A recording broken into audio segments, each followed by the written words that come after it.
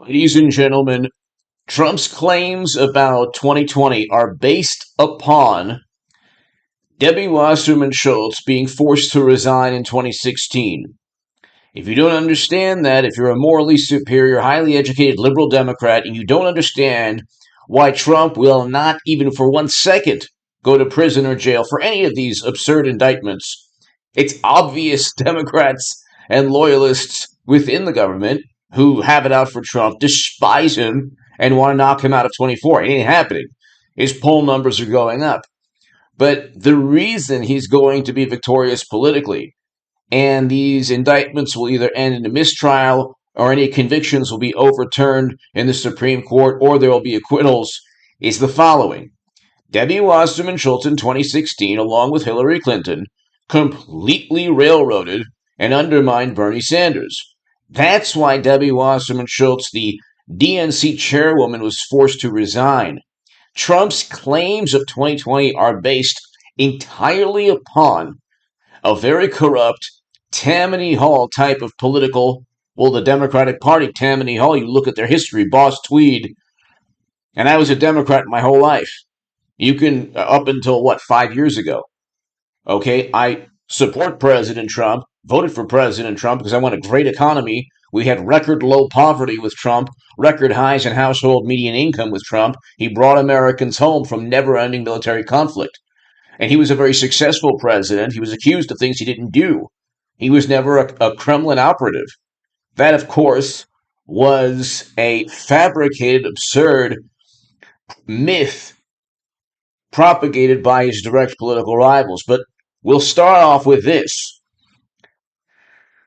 Fulton County in Georgia, they've indicted Trump because they claim he didn't truly believe he was, that there was corruption or fraudulent activity, and he was trying to create this type of racketeering enterprise to deceive people, to undermine democracy. He got a whole bunch of Republicans in that state to agree with him. Now they're indicted or unindicted co-conspirators. And he was doing all of this, trying to intimidate people. You had the phone call with the Secretary of State there that ended with him saying, well, thank you, Mr. President, or, have a good day, Mr. President, something benign like that. But anyway, they're trying to accuse Trump of completely fabricating the absurd notion that Democrats would cheat. Well, hit subscribe to this channel right now. If you've read my writing in The Hill, the Huffington Post, Salon, the Jerusalem Post, the Federalist, other publications, you knew that in 2016, the Washington Post called me the unofficial scribe of Sanders' most hardcore voters. The Huffington Post called me the biggest Bernie Sanders booster on the internet in 2015 and 2016. NBC News, CNN, New York Times, NPR, Debbie Wasserman Schultz to step down as DNC chair. New York Times, Debbie Wasserman Schultz to resign DNC post. CNN, Debbie Wasserman Schultz's controversial tenure. You can look, New York Times, Debbie Wasserman Schultz to resign DNC post. This is all the public record reporting documentation showing that Democrats can't even have a functioning primary. Okay, so now that we've established that Bernie Sanders was taken to the cleaners, Bernie Sanders was cheated by his own political party, railroaded, undermined, disparaged by DNC officials, all of that. We've established that the head of the DNC not only resigned because they couldn't have a functioning primary, but then it promptly worked for Clinton, who was Trump's direct political rival, who was then fined by the FEC. You need to kind of take a bird's eye view of all of this. You start off knowing that Trump isn't going to serve even a second in prison or jail for any of these, whether it's New York, D.C., special counsel, classified data in Mar-a-Lago, while Clinton had private servers siphoning top secret and special access program. Okay, you start off, the basis of all of this is that Democrats in 2016 not only cheated Bernie Sanders elevated Trump according to the campaign emails. Then said, as they were elevating Trump, "Oh my God, the Kremlin wanted him." So they go back. There's no limit to the propaganda and the corruption and treachery. So Bernie Sanders completely railroaded. Debbie Wasserman Schultz forced to resign because they act in a corrupt manner when it comes to power and democracy. Okay? So they can't have a functioning primary. We've established that. Or they don't have a functioning primary. In fact, in court, they were taken to court, the DNC, and they said, hey, we don't even have to count. We don't even have to take into account the will of Democrats. We can just choose our nominee in smoke-filled back rooms. Okay. Then you get, whenever there's a legitimate concern, you have sworn affidavits by people. Rudy Giuliani had a whole, like a good number of people who saw very bizarre, something like upwards of 100 or more people, from what I remember, where people said, okay, this is not right. We saw this, we saw that. Nothing was investigated. When people did come out, like this woman, they were mocked, disparaged, denigrated. The public relations machine tried to ruin people's lives, like they usually do. It's like an AI program. Hit subscribe to this channel right now, ladies and gentlemen. Okay, to read my writing on The Hill, The Huffington Post, Salon, The Jerusalem Post, The Federalist, other publications, go to hagoodman.com. To my members, thank you. To the super thanks, thank you. The Patreon is below. And so you have people who testified under oath saying that they saw so many bizarre, corrupt, possibly illegal activity. After a testimony like this, you need an investigation by the Federal Bureau of Investigation or by local and state officials. You need testimony by people. You need cross-examination in a court of law. You need a proper investigation. None of that happened. Immediately, the Washington Post, New York Times, MSNBC, CNN, Saturday Night Live, the New Yorker, The Atlantic, Mother Jones, The Nation, Daily Beast, all of these publications descended upon this woman in particular and anyone who would back Trump and Rudy Giuliani. Let's assume for a second that Giuliani and Trump are wrong. Well, okay.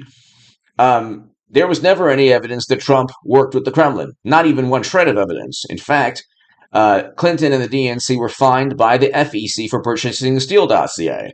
But they still investigated forever, and they had a special counsel. Trump never got a special counsel to investigate his claims. Democrats did. That's the difference here. You have the FEC, by the way. The former FEC chairman, fact check. FEC commissioner, chair echoes false claims. So that's a subjective statement, false claims of corruption. They couldn't do to this man what they did to this woman, okay, because he was a former FEC chair. So the former FEC chair, then you have a witness in Michigan that was mocked by Saturday Night Live. Former FEC chair, how do they debunk his claims? Well, we spoke to a lot of people, and you know what? They have inaccuracies, and you know what? His claims are completely off base. They're partly false. And you know what? He hasn't given any evidence of impropriety that would switch things to Trump. Well, of course, you're not going to get any evidence that's going to go from one candidate to another within. You're not going to get any evidence that will flip, okay, that year from mashed potato brains to the Orange Menace simply by a claim. The problem is there were a great many bizarre things that took place. We've already established that Democrats cheated Bernie Sanders. If they do that to their own candidates, gee, do you think they might engage in this behavior, the same behavior they engaged in 100 years ago, and in 2016 with Tammany Hall, and in 2016 with Debbie Wasserman Schultz and Bernie Sanders and Clinton? Okay, so you have the FEC chairman, you had a witness who tried to blow the whistle, who was then bombarded with media. And then you had Rudy Giuliani testifying, and he had affidavits, sworn affidavits from people throughout the country in states that Trump was up. Okay, then you have the issue of no, mashed potatoes when it was not statistically impossible. No, no, no, no, no, no, no. You got the same articles. No, Bernie Sanders isn't being cheated. No, this, no, that. And then the reality is, every time there's a statement, no, that it's like, okay, you shouldn't even be talking about a statistical issue. There shouldn't even be that shouldn't even be up for debate. That should tell you that things weren't exactly normal or routine.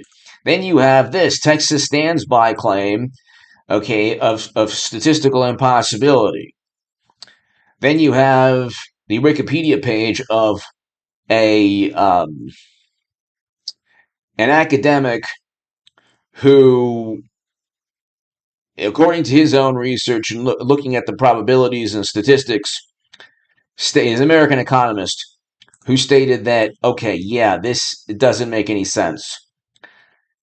The point is not, oh, well, you know what, his lawsuit and all of this, they were thrown out.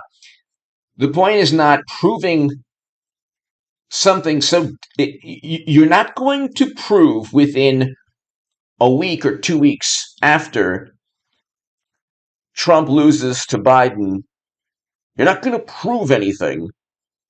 You're not going to prove anything without a investigation, a thorough investigation. Trump never had that. Now, with these indictments, he'll eventually have a greater chance to investigate claims. In Arizona, they investigated claims and came up with even more questions. Every time they debunk a claim, every time the endless fact-checking organizations debunk a Trump claim, they do so simply with, well, we spoke to someone and they said Trump is wrong. End of story. Okay? That's not how Trump-Russia was litigated. It went on and on and on forever, and finally what everybody knew was shown to the world. Trump was innocent. He never worked with Russia or Putin, ever. It was completely fabricated by his direct political rivals.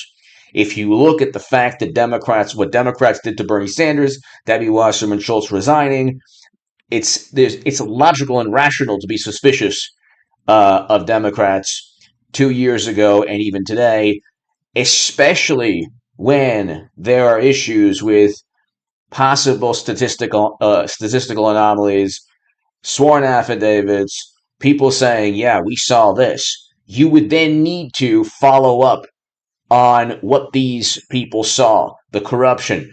Nobody within the U.S. government, nobody within media want to follow up on any of this. Give me your thoughts below. Now you're giving Trump the ability to follow up on his claims and to further investigate.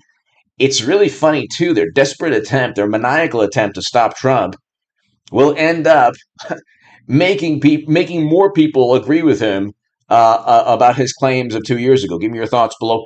Subscribe to this channel right now.